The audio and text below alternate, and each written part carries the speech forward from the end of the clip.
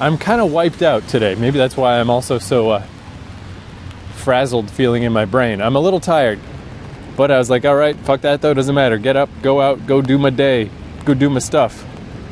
It'll be okay. Because being tired shouldn't throw you off. And next time I get sick, we'll talk about that too.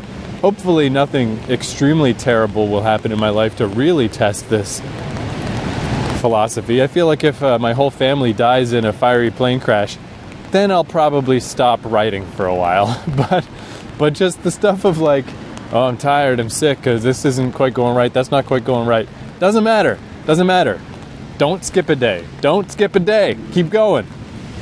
That was actually something I kind of liked. There's a lot of good stuff in it. There's this book. It's called The War of Art by Steven Pressfield. And I heard it because Joe Rogan recommended it. So just because this guy struggled to get his groove on as a writer for so long, so he wrote a book about the process, and it's real good. I definitely recommend it. And one of the things that he brought up is this very thing of like, it doesn't matter if you're tired, it doesn't matter if you're weak, it doesn't matter if you're a huddled mass on this given day. That, you know, the difference between a hobbyist and a professional is that the hobbyist isn't consistent and the professional is. And he said, like, just think of writing like your job. Like, when I was a dishwasher, I was sick. I didn't want to go. I was exhausted. I hated it. And I still went every day till I quit. But, you know, you just, if you think about jobs, like people delineate that stuff of like, well, writing, you know, isn't like my job. My job is miserable and writing is fun. But you've got to apply the same thought process to your writing as you would to your job. That you're gonna keep showing up. You're gonna show up every day whether you want to or not. Because that's really all it means to be pro, for that to be the work that you do, is that you do it regardless of how you're feeling. You just do it.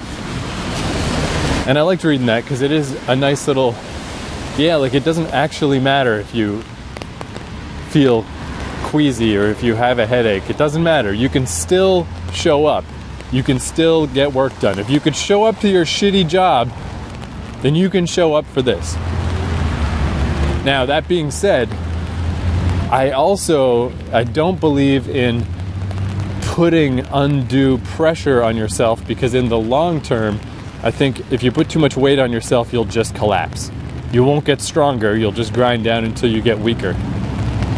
So while I think you should marshal your strength and fight through fatigue and fight through whatever the problem of the day is and still sit down and write, you should do that. No matter what. Unless your whole family died in a plane crash, then feel free to take a week off. But you should force yourself to write. However, the writing itself, it doesn't have to be much. It just has to be a little bit. If you get more done, good for you. It only has to be a little bit. So that's kind of how I think about things for myself, is there is that like drill sergeant, Spartan army, super harsh, like I need to marshal my spirit, I need to be disciplined, I need to be a tough-ass motherfucker side. And that side is, I'm gonna show up every day. I'm gonna work every day. For the rest of my life, the day I die, I'm gonna write something. It's not gonna stop. However, on each specific day, in that specific moment of sitting down and writing, I take the exact opposite approach. For that, I take the mom patting you on the head, big bowl of chicken soup, everything's comfy, everything's cozy, no pressure, just do your best.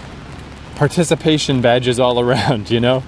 Like, so that's really how I find works the best for me, is my drill sergeant, my hard-ass motherfucker, my heroic, I'm gonna do a thing and I'm not gonna fail, is a long-term view, is I'm gonna make myself write every day, come hell or high water. But then the actual process of writing on any given day. I want that to be as cuddly as it can be. I want to have notes from yesterday that I set up for myself, because instead of working harder yesterday, I just set up notes for myself today. I want to go to a coffee shop. I want to be all nice and warm and comfortable. I want to be listening to cool music. I want to buy a coffee, and then I want to write.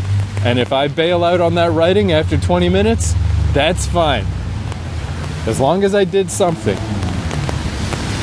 It's just such a fallacy that you need to do a lot of work each day. Life is just such a process. And we're particularly obsessed with overwork, I would call it, in North America. Because as I learn about, I'm reading a lot of books about tribal life, because there's so much stuff about modern life that is just miserable and I just don't fit in with, and I never will fit in with. And it's nice to read about how our physiology and our biology and just the way we are is so wired for tribal life and communal life that no wonder this fucking weird capitalist superstructure is unpleasant and uncomfortable. And this notion of super hard work, like even if you're a hunter-gatherer, it wasn't hard work the way we do hard work. It was not 8 to 10 hours of work unless everything was going wrong. It was like a few hours. I always took for granted that an 8-hour workday is the minimum, you know? If you really care, if you're really dedicated, you should work 10 hours a day. You got the time. Fuck, do 12. Why not? Show everyone how hard you're working, how much you care. And then I'm just learning more and more how that's insane. That's not how anybody ever has been. That's not how we work. That's not functional. And yet we're all doing it. That one has been really tough for me because I've never followed a normal career path. And there's like a lot of sort of guilt of like, okay, so now you're in your 30s and you're still just working on writing a book. Like, where's all your material wealth? Where's all your evidence of success? And it's like a process of like shedding that, of just like dead skin you've got to slough off. Of like, just because that's what everyone else says and that's what everyone else thinks doesn't mean that that has ever made sense. That shit has only been in vogue since like the fucking Industrial Revolution to now. It's a very short amount of time. And maybe it was important when North Americans were founding a whole new country. Arguably, it's not important anymore. Everything's fine now, you know? There's no need to be miserable. There's no need to grind yourself into the goddamn dirt just so someone else will maybe be impressed. Fuck that. So, yeah, the two sides of that coin. Work every day, be strict, be regimented, be like a goddamn warrior about working every day. But when you actually are facing down your writing, you gotta fight to get to that point. You've got to fight to sit yourself down in front of your writing device of choice with the express purpose of writing. That's the fight, to make sure you do that every day. Once you're there, stop fighting. Once you're there, just flow with it. Just do whatever you feel like is appropriate when you're there. Just to keep that train going, just to keep that track going. Because as I keep saying, and as I will keep saying, doesn't matter how much you do each day, as long as you just keep going, keep going, keep going. That's kind of interesting too, just the way this podcast, it'll be interesting to see how it affects the process and if it ultimately even does. But I've sort of started feeling that a little bit, is like, well, if I'm going to be documenting this, shouldn't I be doing more? Shouldn't I really buckle down right now and write more so I'll have more to say that I did tomorrow? And I have to remind myself, no, I'm just falling back into that trap of expectation of like, that the view from outside, whether it's true or whether it's just in my own head, but that this view from outside is that I should be more productive and I should be doing more work. But I'm not doing that for me. I'm doing that for some outsider, for some outside validation. And I have to remind myself, no, that's not the point. That's not what this is about. It's not about impressing anybody. It's not about getting a bunch of work done in a given day. All this is about is not failing, not quitting, just trudging forward a little bit every day, like climbing a rock wall, just finding the next handhold, finding the next foothold, moving slowly, and eventually getting to the end. Because if I go too fast, if I put too much pressure on myself, I'll just fall, I'll just tumble. Slower is faster. That's like a mantra that me and my friend Matt came up with about that video game Dark Souls. That's famously hard, but it's an excellent game. But a lot of the times in Dark Souls when you die, it's just because you weren't careful.